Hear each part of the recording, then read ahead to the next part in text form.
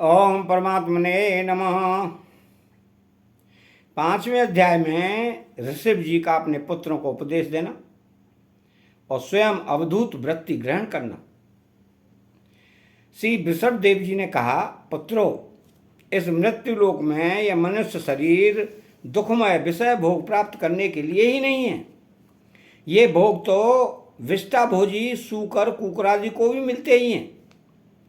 इस शरीर से दिव्य तप ही करना चाहिए जिससे अंतःकरण शुद्ध हो, क्योंकि इसी से अनंत ब्रह्मानंद की प्राप्ति होती है।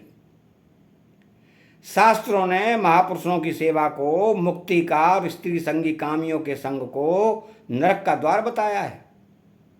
महापुरुष वही हैं जो समान चित्त, परम शांत, क्रोधहीन, सबके हितचिंतक और सदाचार संपन्न हो,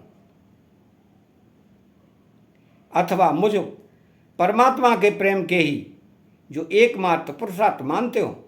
केवल विषयों की ही चर्चा करने वाले लोगों में तथा स्त्री, पुत्र और धन आदि सामग्रियों में संपन्न घरों में जिनकी अरुचि हो और जो लौकिक कार्यों में केवल शरीर निर्वाह के लिए ही प्रवृत्त होते हों, मनुष्य अवश्य प्रमादवश कुकर्म करने लगता है। उसकी वह प्रवृत्ति इंद्रियों को तृप्त करने के लिए ही होती है। मैं इसे अच्छा नहीं समझता, क्योंकि इसी के कारण आत्मा को यह असत और दुखदायक शरीर प्राप्त होता है। जब तक जीव को आत्म तत्व की जिज्ञासा नहीं होती, तभी तक अज्ञानवश देहादि के द्वारा उसका स्वरूप छिपा रहता है। जब तक यह लौकिक वैदिक कर्मों में फंसा रहता है, तब तक मन में कर्म की वासना ही बनी रहती है और इन्हीं से देह बंधन की प्राप्ति होती है। इस प्रकार अविद्या के द्वारा आत्मस्वरूप के ढक जाने से कर्म वासनाओं के वशीभूत हुआ चित्त मनुष्य को फिर कर्मों में ही प्रवृत्त करता है। अतः जब तक उसको मुझ वासुदेव में प्रीति नहीं होती, तब तक वह देह बंधन से छूट नहीं सकता। स्वार्थ में पागल जीव जब तक विवेक दृष्टि का आश्रय लेकर इंद्रियों की चेष्टाओं को मिथ्या नहीं देखता, तब तक आत्मस्वरूप की स्मृति को खो बैठने के कारण वह अज्ञानवश विषय प्रधान ग्रह आदि में आसक्त रहता है और तरह तरह के क्लेश उठाता रहता है। स्त्री और पुरुषों, इन दोनों का जो परस्पर दाम्पत्य भाव है, इसी को पंडित जन उनके हृदय की दूसरी स्थूल एवं दुर्भेद्य ग्रंथि कहते हैं। देहाभिमान रूपी एक एक सूक्ष्म ग्रंथि को उनमें अलग अलग पहले से ही इसी प्रकार के कारण जीव को देहेंद्रियों के अतिरिक्त घर, खेत, पुत्र, स्वजन और धन आदि में भी मैं और मेरेपन का मोह हो जाता है। तो जिस समय कर्म वासनाओं के कारण पड़ी हुई इसकी यह दृढ़ हृदय ग्रंथि ढीली हो जाती है, उसी समय यह परमात्म भाव, दाम्पत्य भाव से निवृत्त हो जाता है और संसार के हेतुभूत अहंकार को त्याग कर सब प्रकार के बंधनों से मुक्त हो परम पद प्राप्त कर लेता है। तो पुत्रों, संसार सागर से पार होने में कुशल तथा धैर्य, उद्यम एवं सत्वगुण विशिष्ट पुरुष को चाहिए कि सबके आत्मा गुरु स्वरूप मुझ भगवान में भक्ति भाव रखने से, मेरे परायण रहने से, तृष्णा के त्याग से, सुख दुख आदि द्वंद्वों के सहने से जीव को सभी योनियों में दुखी उठाना पड़ता है। इस विचार से, तत्व जिज्ञासा से, तप से, सकाम कर्म के त्याग से, मेरे ही लिए कर्म करने से, मेरी कथाओं का नित्य प्रति श्रवण करने से, मेरे भक्तों के संग और मेरे गुणों के कीर्तन से, वैर त्याग से, समता से, शांति से और शरीर तथा घर आदि में मैं मेरेपन के भाव को त्यागने की इच्छा से, अध्यात्म शास्त्र के अनुशीलन से, एकांत सेवन से, प्राण, इंद्रिय और मन के संयम से शास्त्र और सत्पुरुषों के वचन में यथार्थ बुद्धि रखने से, पूर्ण ब्रह्मचर्य से, कर्तव्य कर्मों में निरंतर सावधान रहने से, वाणी के संयम से, सर्वत्र मेरी ही सत्ता देखने से, अनुभव ज्ञान सहित तत्व विचार से और योग साधन से अहंकार रूप अपने लिंग शरीर को लीन कर दे। मनुष्य को चाहिए को सावधान रहकर अविद्या से प्राप्त इस हृदय ग्रंथि रूप बंधन को शास्त्रोक्त रीति से इन साधनों के द्वारा भली भांति काट डाले, क्योंकि यही कर्म संस्कारों के रहने का स्थान है। तदनंतर साधन का भी परित्याग कर दे। जिसको मेरे लोक की इच्छा हो अथवा जो मेरे अनुग्रह की प्राप्ति को ही परम पुरुषार्थ मानता हो, वह राजा हो तो अपनी अबोध प्रजा को, गुरु अपने शिष्यों को, पिता अपने पुत्रों को ऐसी ही शिक्षा दे। अज्ञान के कारण यदि वे उस शिक्षा के अनुसार न चलकर कर्म को ही परम पुरुषार्थ मानते रहे तो भी उन पर क्रोध न करके उन्हें समझा बुझाकर कर्म में प्रवृत्त न होने दे। उन्हें विषयासक्ति युक्त काम में कर्मों में लगाना तो ऐसा ही है जैसे किसी अंधे मनुष्य को जानबूझकर गड्ढे में धकेल देना। इससे भला किस पुरुषार्थ की सिद्धि हो सकती है? अपना सच्चा कल्याण किस बात में है, इसको लोग नहीं जानते। इसी से वे तरह तरह की भोग कामनाओं में फंसकर तुच्छ क्षणिक सुख के लिए आपस में वैर ठान लेते हैं और निरंतर विषय भोगों के लिए ही प्रयत्न करते रहते हैं। वे मूर्ख इस बात पर कुछ भी विचार नहीं करते कि इस वैर विरोध के कारण नरक आदि अनंत घोर दुखों की प्राप्ति होगी। गड्ढे में गिरने के लिए उल्टे रास्ते से जाते हुए मनुष्य को जैसे आंख वाला पुरुष उधर नहीं जाने देता, वैसे ही अज्ञानी मनुष्य को अविद्या में फंसकर दुखों की ओर जाते देखकर कौन ऐसा दयालु और ज्ञानी पुरुष होगा जो जानबूझकर भी उसे उसी राह पर जाने दे, न जाने के लिए प्रेरणा करे। जो अपने प्रिय संबंधी को भगवत भक्ति का उपदेश देकर मृत्यु की फांसी से नहीं छुड़ाता, वो गुरु गुरु नहीं, स्वजन स्वजन नहीं, पिता पिता नहीं है, माता माता नहीं है, इष्टदेव इष्टदेव नहीं है और पति पति नहीं है। तो मेरे इस अवतार शरीर का रहस्य साधारण जनों के लिए बुद्धिगम्य नहीं है। शुद्ध सत्य ही मेरा हृदय है और उसी में धर्म की स्थिति है। मैंने अधर्म को अपने से बहुत दूर पीछे की ओर धकेल दिया है। इसी से सत्पुरुष मुझे वृषभ कहते हैं।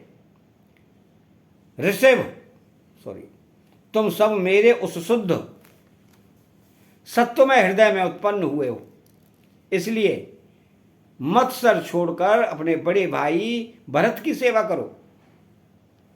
उसकी सेवा करना मेरी ही सेवा करना है, यही तुम्हारा यज्ञ पालन भी है। अन्य सब भूतों की उपेक्षा वृक्ष अत्यंत श्रेष्ठ हैं, उनसे चलने वाले जीव श्रेष्ठ हैं। उनमें भी कीट आदि की अपेक्षा ज्ञानयुक्त पशु आदि श्रेष्ठ हैं। पशुओं से मनुष्य, मनुष्यों से प्रमथगण, प्रमथों से गंधर्व, गंधर्वों से सिद्ध और सिद्धों से देवताओं के अनुयायी किन्नर आदि श्रेष्ठ हैं। उनसे असुर, असुरों से देवता और देवताओं से भी इंद्र श्रेष्ठ है। इंद्र से भी ब्रह्मा जी के पुत्र दक्षादि प्रजापति श्रेष्ठ हैं। ब्रह्मा जी के पुत्रों में रुद्र सबसे श्रेष्ठ है। वे ब्रह्मा जी से उत्पन्न हुए हैं, इसलिए ब्रह्मा जी उनसे श्रेष्ठ हैं। वे भी मुझसे उत्पन्न हैं, मेरी उपासना करते हैं, इसलिए मैं उनसे भी श्रेष्ठ हूँ। परंतु ब्राह्मण मुझसे भी श्रेष्ठ हैं, क्योंकि मैं उन्हें पूज्य मानता हूँ।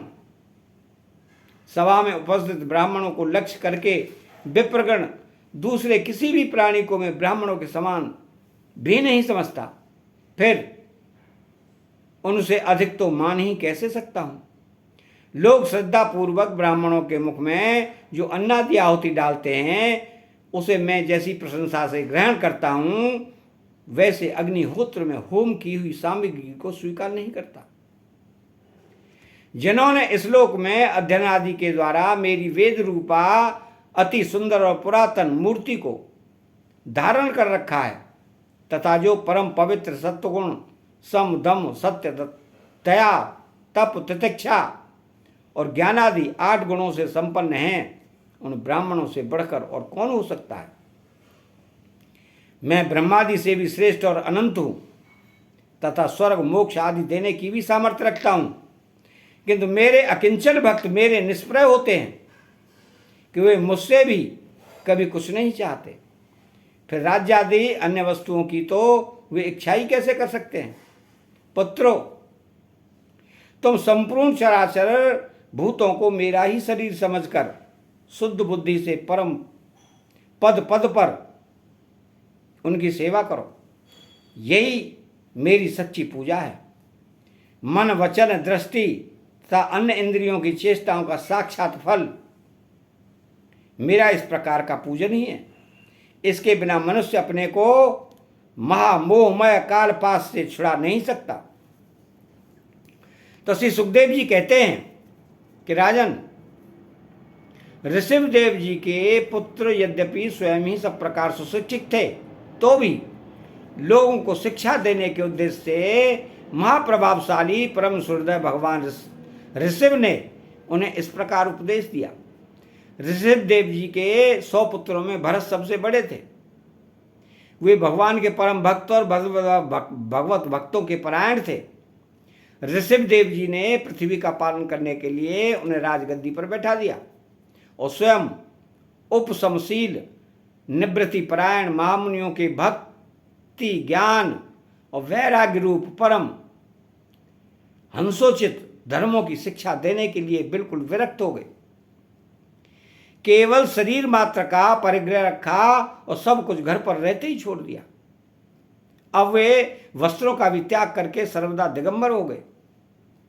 उस समय उनके बाल बिखरे हुए थे, उन्मत्त का सा वेश था।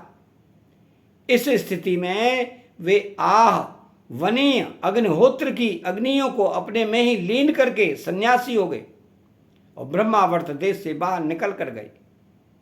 वे सर्वदा मौन हो गए थे। कोई बात करना चाहता तो बोलते नहीं थे। जड़ अंधे बहरे गूंगे पिशाच और पागलों की चेष्टा करते हुए वे अवधूत बने जहां तहां विचरते रहे।